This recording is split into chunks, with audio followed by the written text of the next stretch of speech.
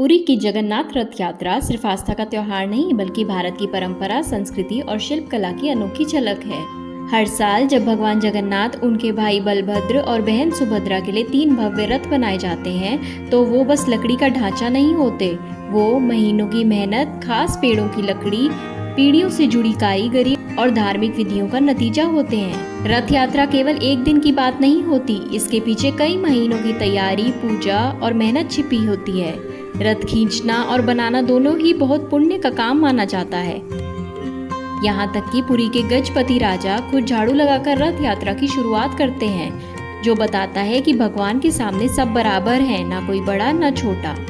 अब सवाल उठता है कि आखिर रथ बनते कैसे हैं, कौन सी लकड़ी लगती है और कौन लोग इन्हें बनाते हैं। भगवान जगन्नाथ, बलभद्र और सुभद्रा के रथ बनाने के लिए 5 खास तरह की लकड़ियों का इस्तेमाल होता है। फासी लकड़ी, धौरा लकड़ी, सिमली लकड़ी, सहजा लकड़ी, मही और दारुक लकड़ी। इन लकड़ियों को उड़ीसा के जंगलों से लाया जाता है, लेकिन ये पेड़ ऐसे ही काटे नहीं जाते। पहले पूजा होती है, फिर पेड़ चुना जाता है।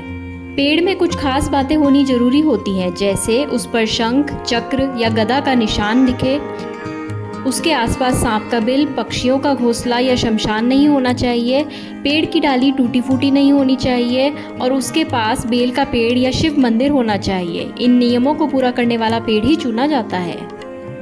सबसे पहले बसंत पंचमी के दिन रथ बनाने की जगह की पूजा होती है।